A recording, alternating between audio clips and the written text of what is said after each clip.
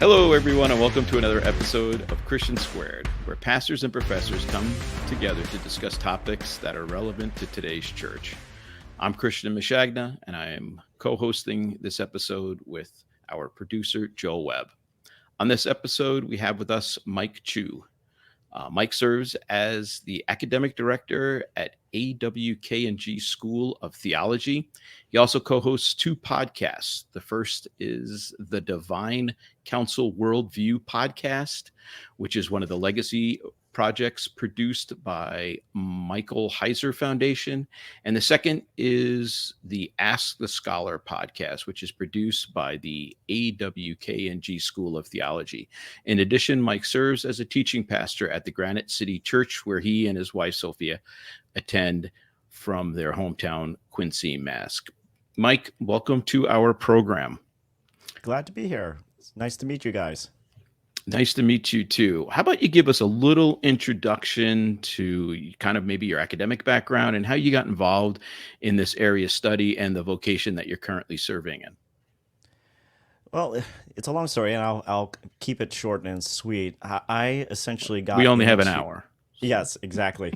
I got into where I'm at right now because really I have to contribute that to my wife, who still always believed that there was some sort of gifting that I might have when it came to teaching and to just really digging into the scriptures and theology. And so I went to Gordon-Conwell Theological Seminary for the last 6 years, because for the first 5 years, I was doing my Master's of Divinity, and I graduated last spring of 2023.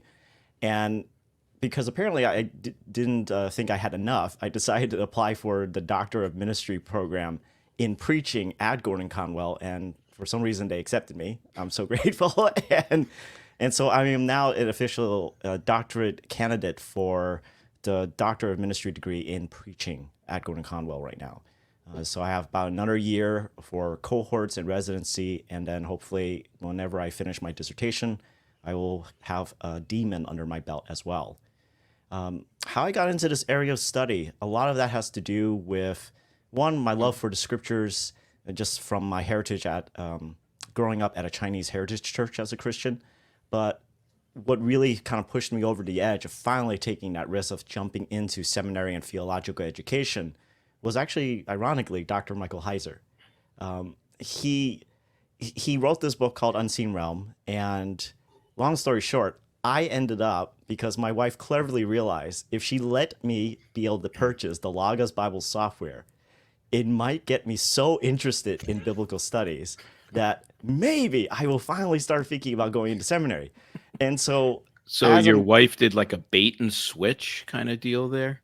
Well, it is kind of funny because we had been talking about it, but I was one of those folks who, I didn't have a feeling of being called, right? Like usually when you hear people who go into the pastorate or into ministry, they feel a calling.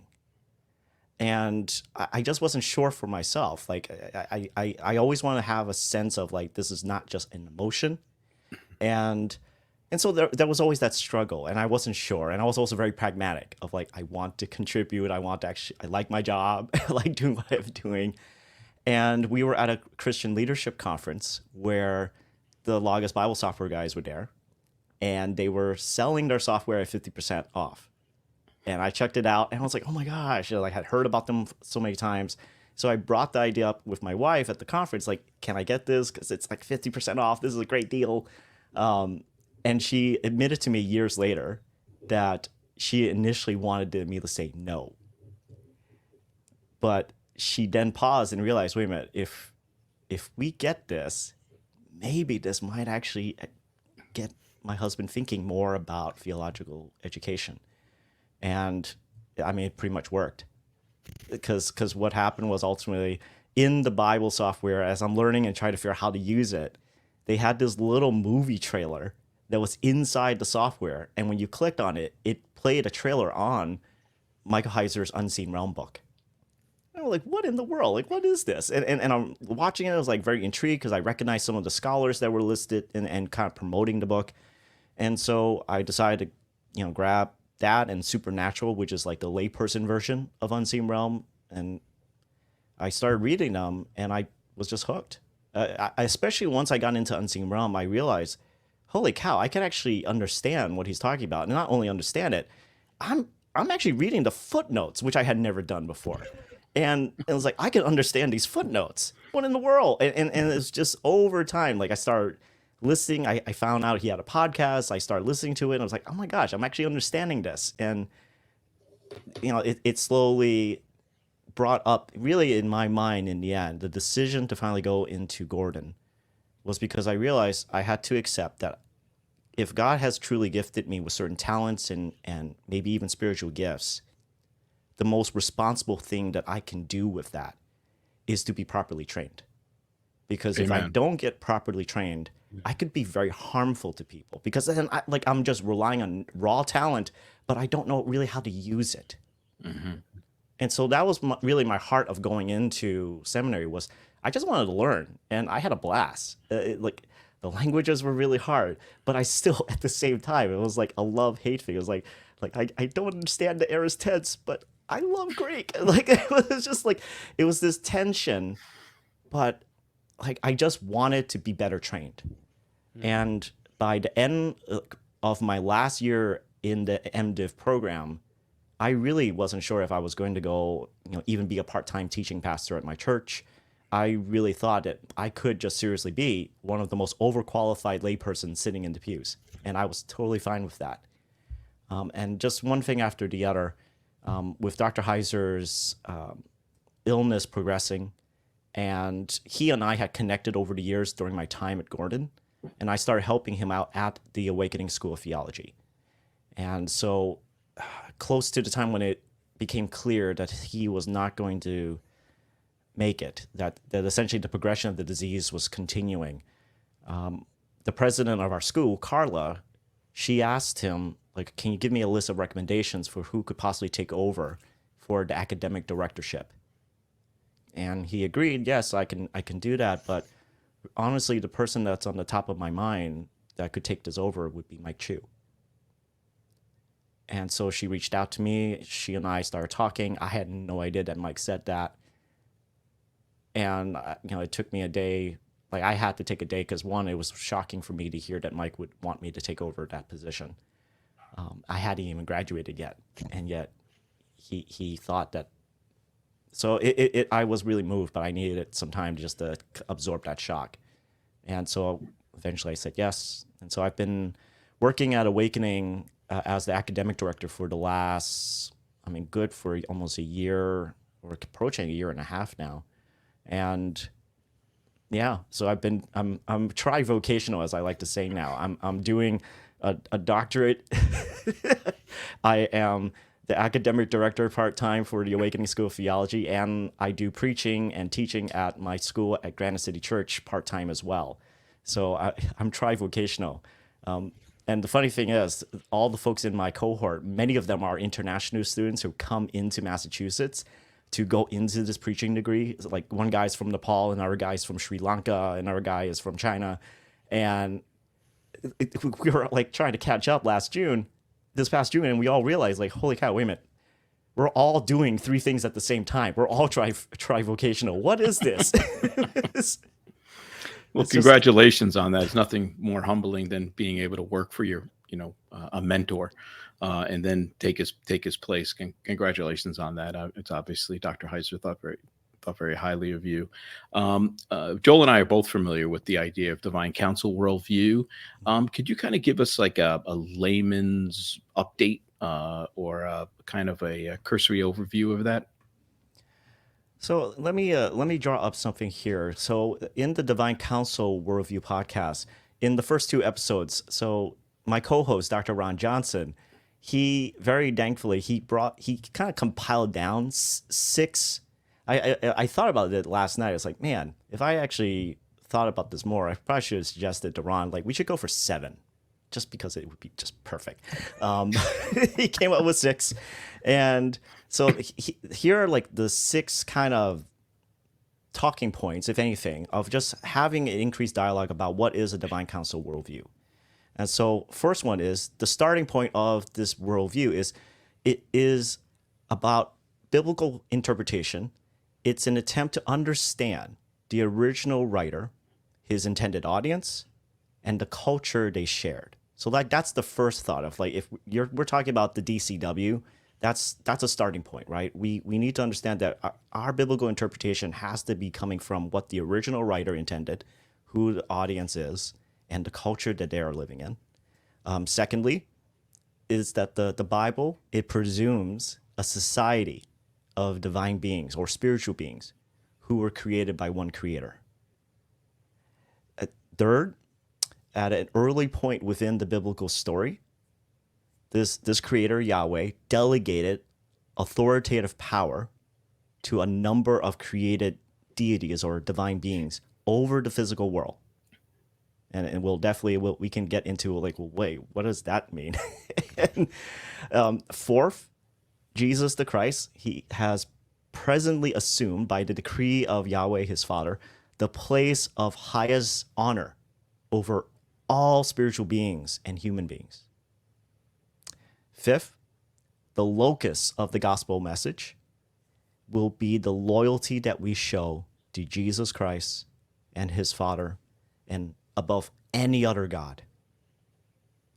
And then finally, the sixth kind of principle or value that we could talk about with a Divine Council Worldview is the hope in the next age. Believers will assume or share in the divine nature of Jesus Christ, a position that potentially rivals or even replaces the ruling gods of this present age.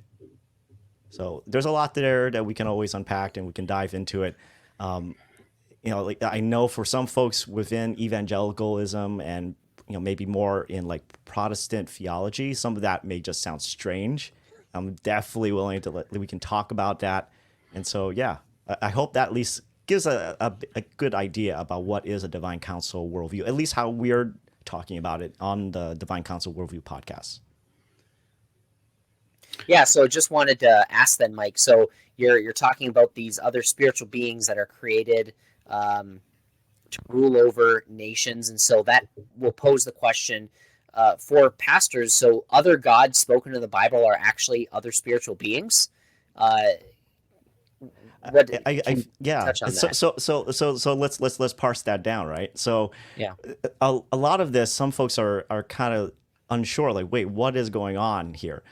At the core for me, if I were to boil all this down, all these points down into like a simple talking point for what is a Divine Council Worldview, or at least what value does it provide? What it ultimately provides for me is this picture and this realization that the Creator God Yahweh, and it's like basically the Triune God, like he has actual genuine rivalry. He has actual contention from other created beings who are vying for the attention and worship that should belong to him.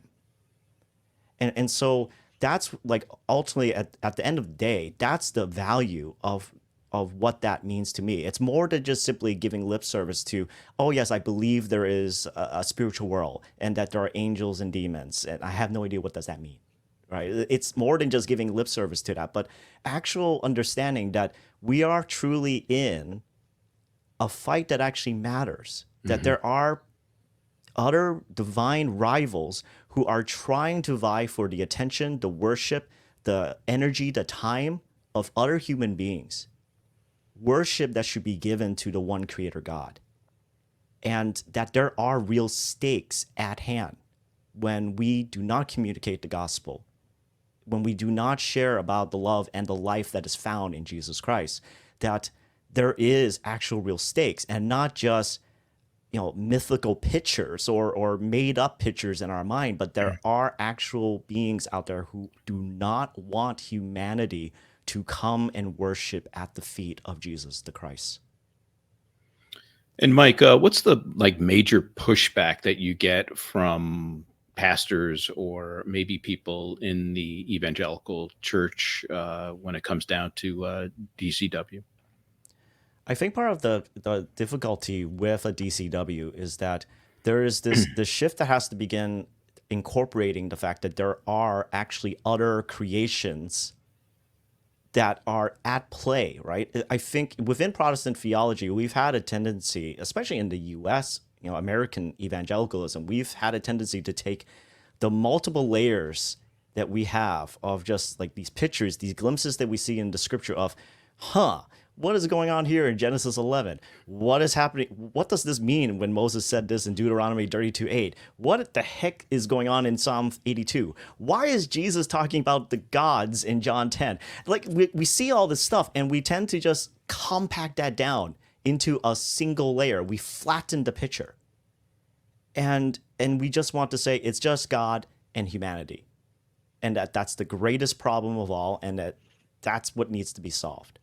And what that really actually kind of does, at least I see the disadvantage of that, is it puts us into almost like a laid back position, assuming that our only real thing that we have to do as Christians is to convince other human beings to finally give some of your time to Jesus, and we don't actually realize there is actual stakes at hand. There are other players on the board that we can't see that are affecting even our messaging.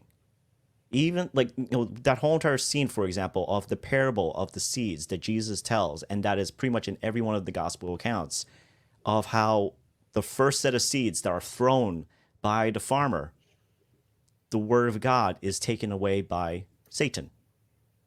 And we sort of gloss over that of like, oh, okay, well, that's a cute picture. But we don't even consider for the fact that, like, wait a minute. So you're telling me there is some agent out there that is purposely trying to prevent the gospel, the word of God, to go out and even be received, not even like land on the soil of the heart of a person. It is just wants to take it away. What does that mean? And we don't even consider that there is actual contention going on. So as we're even talking and considering that, could you kind of give us a 30,000-foot picture of kind of the key scriptures that some of the ones you just mentioned a few minutes ago? With that, I, of course, will recommend people go check out the podcast that Mike is a part of, and also read Supernatural and all of Mike Heiser's books will really get us into that. But could you kind of give us that upper level perspective, kind of the key sections of Scripture, just to kind of start getting people understanding what's going on in some of these scriptures beyond just kind of the flat spiritual realm that we normally look at? So, Dr. Heiser, Mike had always liked to talk about that. We have to go back to Genesis chapters 1 through 11.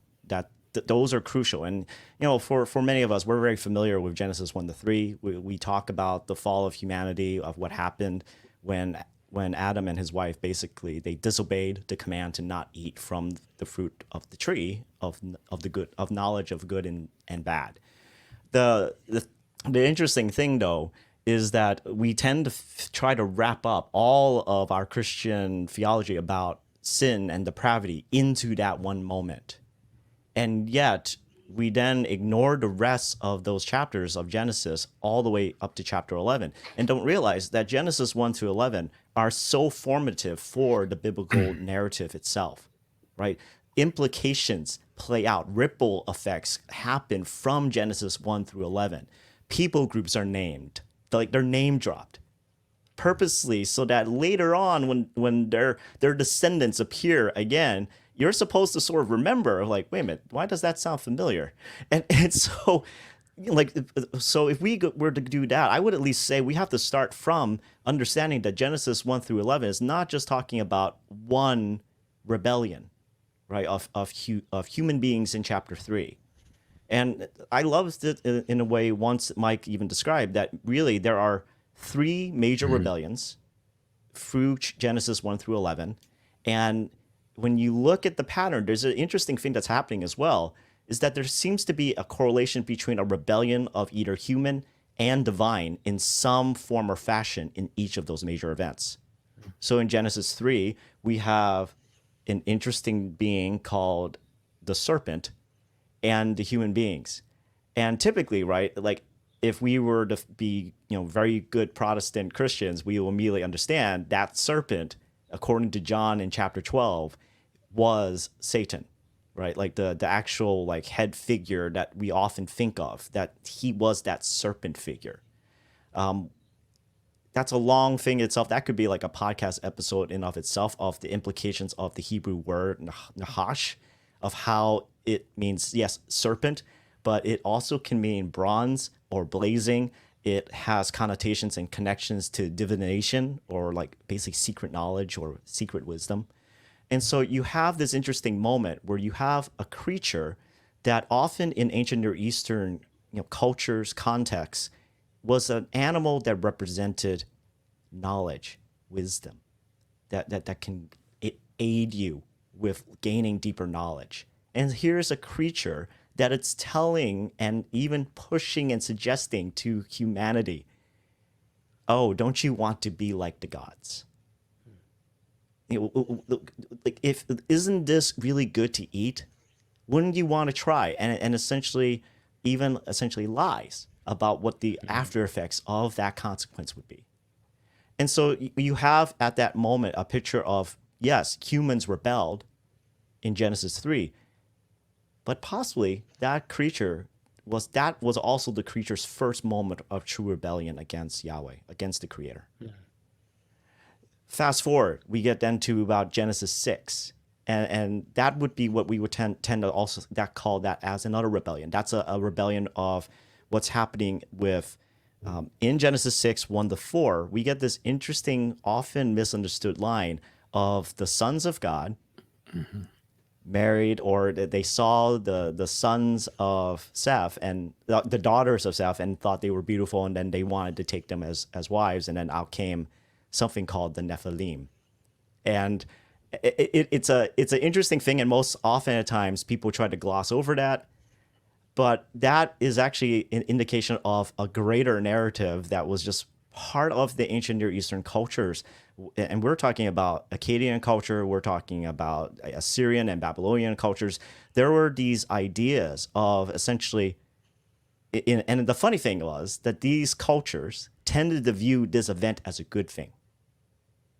That it's a good thing that for humanity, in order to have civilization, it needed to gain the knowledge from the gods. It needed to have some sort of connection and relationship with these other divine beings that can give us information on how to, like how to handle fire, how to harvest food, how to irrigate our land, how to make weapons to defend ourselves. And so for civilizations like the Akkadians or the Babylonians and the Assyrians, they saw this idea of, well, wouldn't it be a great idea if divine beings, gods, so to speak, came down, interacted with human beings, taught us this information and knowledge. And heck, wouldn't it also be great if they also intermarried with us, so that we would have like a set of very special human beings who can trace their lineage back to these special sages and say, trust me and my family because we're the power brokers of our society, and I can trace my heritage back to these people. And what Genesis 6 is essentially it's a polemic. It's taking those ideas and compactly and very quickly turning them upside down in the head of creatures and of stories that often were depicted as heroes of greatness, heroes of valor, that produce offspring like Gilgamesh and Nimrod, and that these are great guys, these are heroes. And the Israelites, and really what God is saying through Genesis 6 is, no, they're not heroes, they're villains. That this whole entire, this transgression of these sons of God, and I do take the interpretation that the sons of God are actually divine beings. They're not the sons of, they're not the sons of Seth, right? That they are actually, like there's actually like actual divine beings, not human beings. They're not high upper rulers, but that what you're seeing in that moment is a violation of divine beings who are rebelling against what they were supposed to be doing, and bringing humanity into that whole entire mixture of a terrible soup, essentially. And that's why we ultimately read in verse 5 of chapter 6 how violence is increasing. Things are getting worse and worse, and that leads to the events of the flood. right? This gets into a little bit of needing to readjust how we view that story, because at times I've mentioned to other folks that yes, there are a lot of ancient Near Eastern correlations to the story of Noah, and sometimes people are disturbed by the similarities, but the similarities make sense if you're talking about a general region that believes in the same similar kind of cosmology of how the world works, of what is reality. What we have to pay attention to are the differences, right? The differences here with Noah's story is that that God was so grieved with what was happening to creation that essentially all the chaos that's happening in chapter 6, it must, fine, you want chaos? I will give you chaos. I will let the chaos come back, and I will do it on my terms, which is through that flood. And by his graciousness, he preserves one family and as many of the animals as possible so that we can essentially redo and have a restart. So that's essentially the second rebellion that happens. And finally, the third rebellion would be at the Tower of Babel, right? The command was given out. You're supposed to spread out throughout the world. And instead, everyone decides we're going to go down to the plains of Shinar, and we're just going to hang out together. And more often than not, right? We think of this story as oh, this is how yes, this is how we got multiple languages, and that is true. But I think the saddest thing for me, and we talked about this on our podcast, me and Ron, there's this interesting thing of what they're building is probably most likely a ziggurat. Right, a ziggurat is it's a man-made pyramid-like temple structure, and the purpose of it is essentially you create these steps, a really giant stairway, essentially, and the whole point is that at the top of it you would have these priests that would call down the name of their god, and basically try to manipulate and bring and sort of cohort. Coerce the god to come down and meet you at the top of that tower. The irony was that we notice is that when Yahweh comes to see the tower, he doesn't come down to the top of the tower. He comes immediately on his own volition down to the ground and looks at what's going on. And for me, every time I read that, I personally feel an emotion about it because, wait, he could have just come down just like that. You didn't need to build a tower. You didn't need to try to coerce him. You didn't need to do any of this. Earlier in Genesis, we heard about how people were calling upon the name of Yahweh. He would respond. And yet, here they are trying to figure out ways to manipulate him. And then we see what happens, right? The languages get dispersed, but the thing that we often miss out in evangelical theology is that this is essentially answering the question that the Israelites would have at that time. How in the world did we have so many people groups around us, and why are there so many languages? And also implicitly later on, once we get to Deuteronomy 32:8, why are they worshiping so many different gods? And that implicitly is the answer, right? And so what you see here in Genesis 11 is another rebellion of, yes, human beings rebelling against the spreading out throughout the world. They're also trying to manipulate Yahweh, that's not cool. And then thirdly, this is the beginning moment of what later on we would start seeing that was a very common idea within the ancient Near East, which is lands and territories were controlled by local deities, local gods. And there's a book that if folks in your audience would ever want to check out and read, I would highly encourage this book, The Gods of the Nations by Dr. Daniel Block. This was, I think, one of his earliest works, but it's an amazing book that goes into comparing how would a Canaanite have viewed the Israelites. And also Yahweh and the peculiarities that would strike a person that's not an Israelite, but interacting with them. And Mike, can you just give us like a primer on the idea of cosmic geography? Would that A be cos- okay to slide into that right now? Sure. A cosmic, so it does slide into it. So because the cosmic geography, this is the general idea that was common within ancient Near Eastern thought, that every major territory had a particular ruling god, right? And this is actually something that Dr. Daniel Block goes into in his book, which is that the relationship that was assumed, that was primary, that took the ultimate like primacy within their thought world of the world and how everything was made, was that you had gods and deities who had control over areas of land. Their primary relationship was to the land. And so if you and your people group happen to be living on that god's land, it sucks, because that means now you are obligated to worship that god, that you are obligated to offer tribute, offer sacrifices, offer something, maybe even your children, to that god, because you're living on that god's land. And so this is partly what we start seeing things as we read and go through the biblical story, like what happens with the Egyptians, of like why Yahweh is so disturbing for them, in that he technically is seen by them as a foreign god, doesn't belong on their land. They have a land that is ruled by all the Egyptian gods, and yet he is overpowering every one of the Egyptian gods. He is exerting control, and he is basically he's whooping them. And it's that was just such a confusing thing for them of how is this possible? We just have to get rid of these people because we can't deal with this kind of this deity. And so that was what Dr. Block went into, of just that general model was, you are living on the land of a god, you are obligated to serve that god.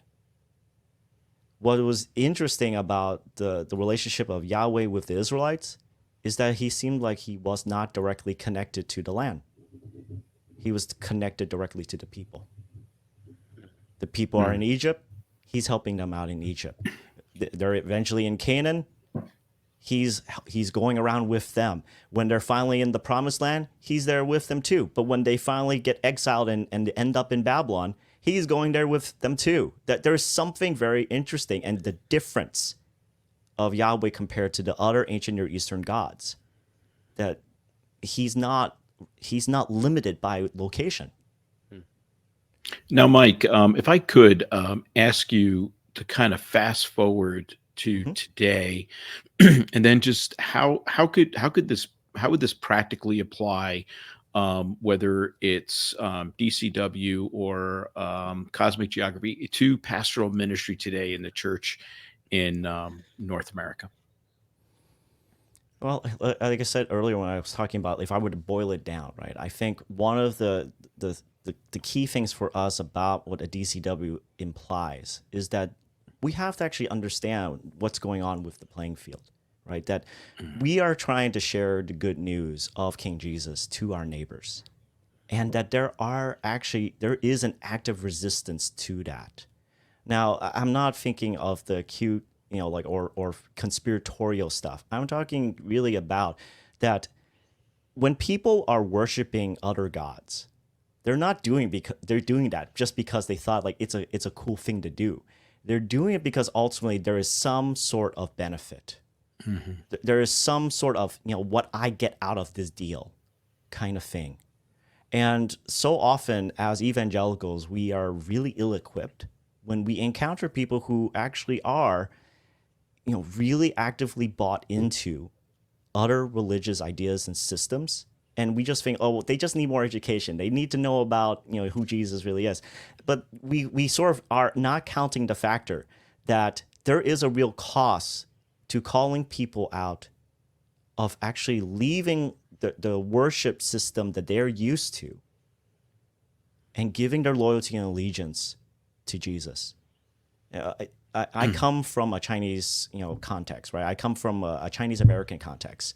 And one of the things in my culture when I was growing up, especially as a young Christian, one of the hardest things that to describe the gospel to a Chinese immigrant is that, well, if I give my life to Jesus, who's going to take care of my parents? And that might sound very strange, or like, who's going to take care of my grandparents? And that might sound strange to us, but what they're actually thinking of is, but I'm supposed to take care of them in the afterlife. That in many Chinese homes, oftentimes you might see on the side or something like a little miniature altar that has their pictures on there, like the deceased family members. And part of like the Chinese kind of culture about family is that when I pass away, my children or my other relatives, they'll take care of me in the afterlife. They'll burn food so I can actually eat something. They'll burn some paper clothing or paper money so that I actually can have something to spend and depend upon in the afterlife. And so there was this idea of, this is how they show love to me. And yet, what I often heard in my context at that time when I was growing up were older adults, parents who were getting very upset at the idea of their children not worshiping or not doing the ancestral worship, because all of a sudden, like, then who's going to take care of me?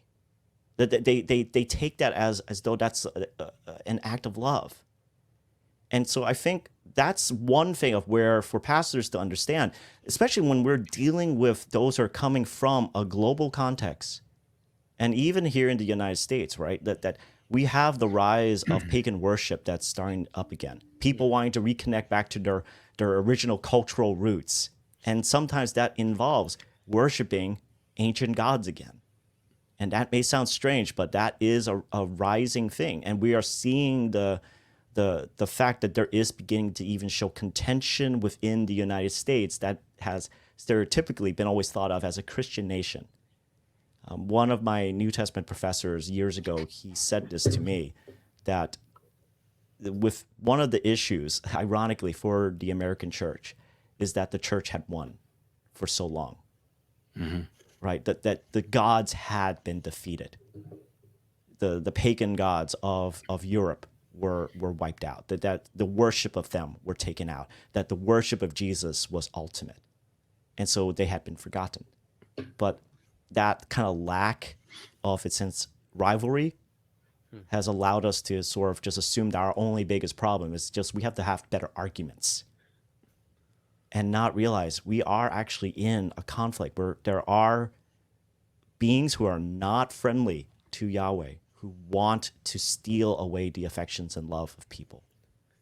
It's interesting, Mike. I was just over in Rome in May, and I was attending some courses at the University of Rome in their seminary. It was put on by the Roman Catholic Church, and they just openly say, when we defeated paganism.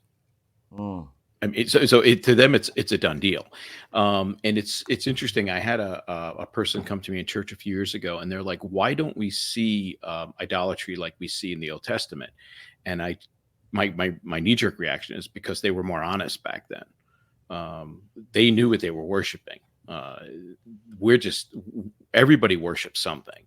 And I think what I was exposed through Dr. Heiser's writings was they are legitimate beings that are involved with idolatry. I mean, the first two of the Ten Commandments deal with the idea of idolatry.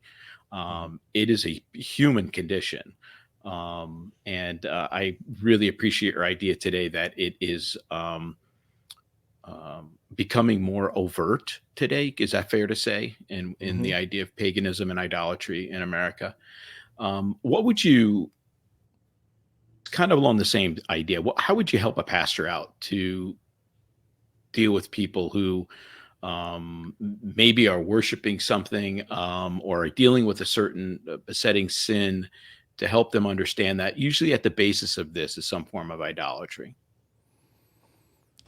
I think one of those things that, especially in the pastorate, you have to be considerate of, like, what are the motivations and what are the the heart issues. Why are our people being tempted away?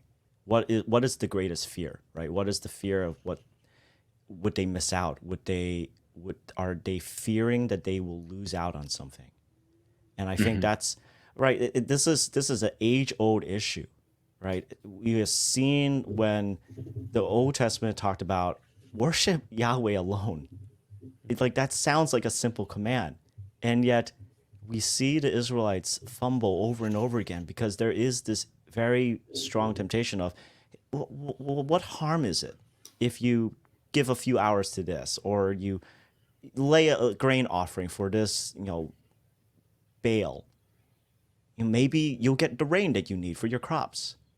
And that's a bit of the compromise that happens, and as part of like why the concept and the idea of loyalty or allegiance is really important. I think one of the first things that I would start addressing ultimately, especially with whoever is struggling with this, is what is their idea of the word faith? Mm-hmm. Is the word faith just simply I mentally agree that Jesus died for my sins, that I mentally agree he rose from the grave? Like, is there actually some sort of not just an agreement in your mind, but is there also a deep loyalty or an allegiance to Jesus himself? And so when he says, worship me only, that all these good things that you want, they are good. They are absolutely good, but they are coming ultimately. The best source to receive that is from me, the life giver. They are not the source of life themselves. And so I would start even just there of like, hey, let's just have a conversation of what is faith.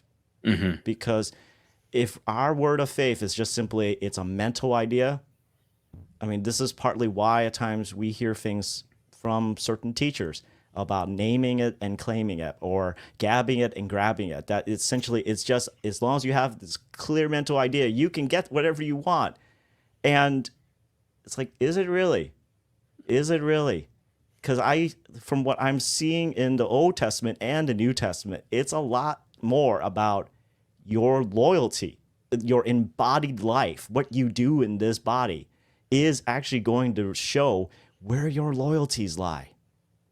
Like what you're actually trusting for your foundation in your life. And even yesterday, I was having a similar conversation to what you were talking about, Chris, right? Of, this sister that I care about, that has been going through some relational stuff. And at the end of the day, there's this temptation of like, I want to spend more of my time into this. And what's the harm in compromising some of our ethics or our morals here as Christians? And I really just went right back to like, what is your concept of allegiance? Like, what does it mean to be loyal? What does it mean to be faithful? Like, as I would say, like, would my wife think it's okay that, like, honey, how about this? One night a week, I stay at someone else's home. But I'm still loyal to you. I'm still being faithful to you. I think I would be called out on that.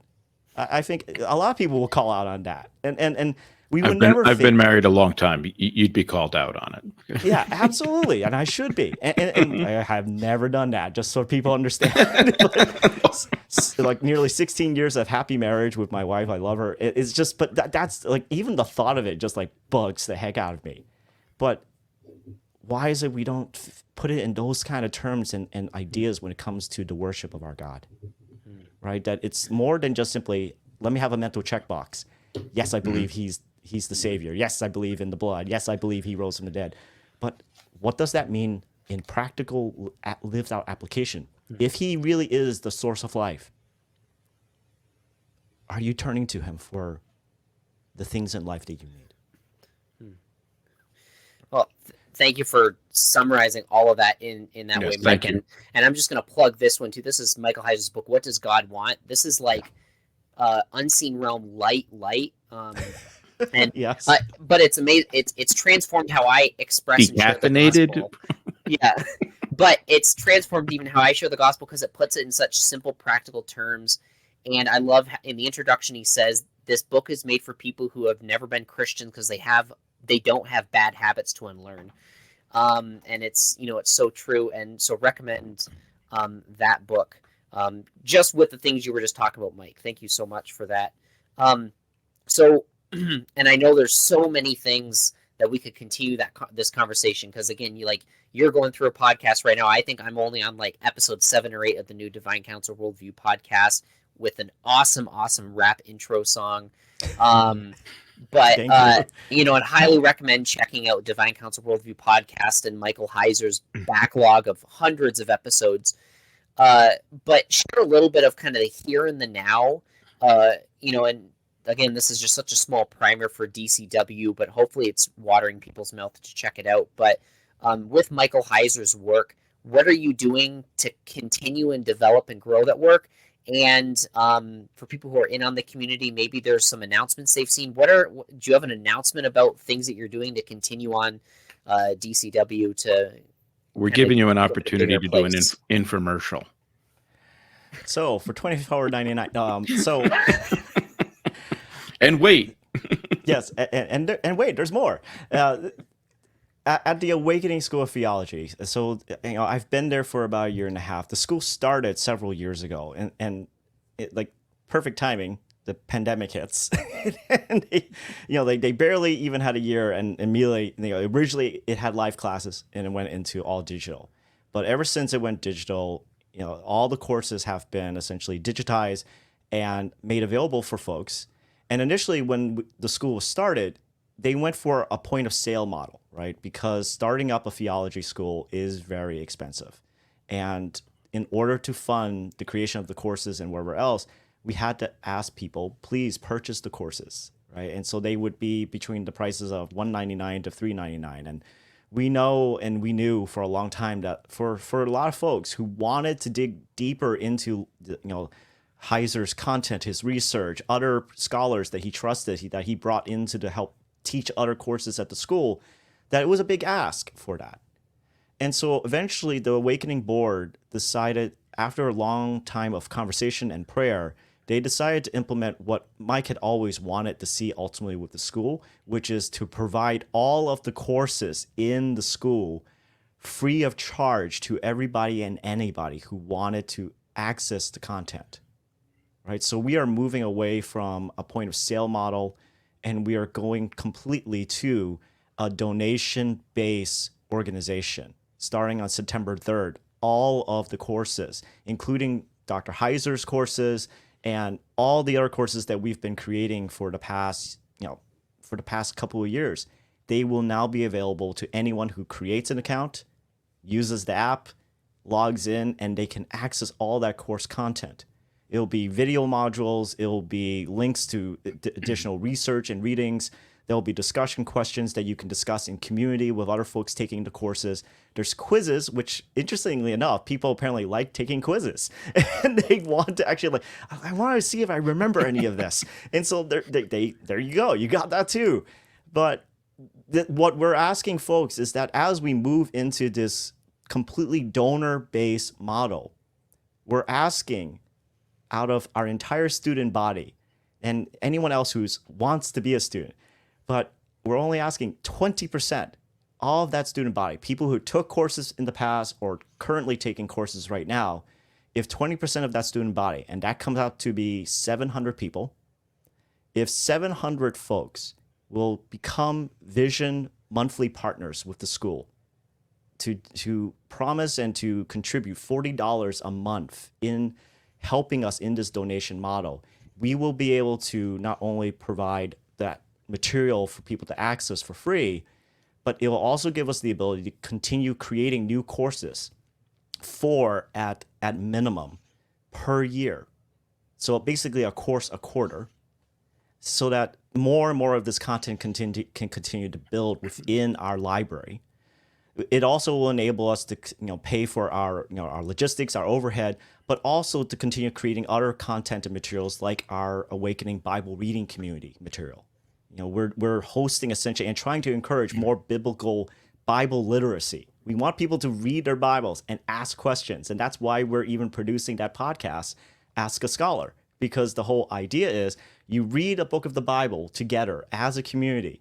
You are going to have questions. Wouldn't it be great if you can submit those questions and have a biblical scholar who understands this particular book and provide some answers to it, right? And so all of that's what we're essentially moving towards on September 3rd. It's all or nothing, because if we don't hit the 700 number, we're going to have to start thinking about what does this mean moving forward as an organization. Hopefully we will be able to continue, but this is a big risk and also a leap of faith for us. We're really trusting that this is what God has been leading us towards, because we know people have wanted to access this content, but the point of sale model was a big deterrent.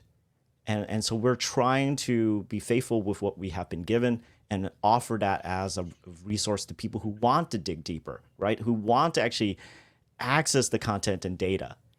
And so that's what we're going into. Awesome. And I'd highly encourage anybody who listens to this podcast. I hope we could be a avenue for people to sign on and become, members and contribute to Awaken School of Theology. I know I spelt it out earlier. I wasn't sure. I'm familiar with Dr. Heiser stuff, but I'm not very familiar with Awaken yet. So forgive me for that. But we'd like to thank everybody for tuning in to Christian Squared in this episode.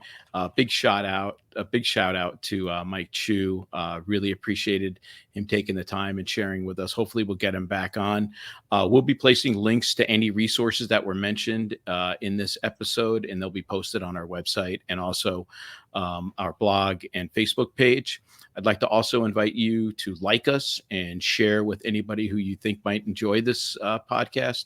Also, I just want to mention that Christian Squared is sponsored by New Life CNY, a gospel-centric church looking to help people learn to live life through the power of the gospel.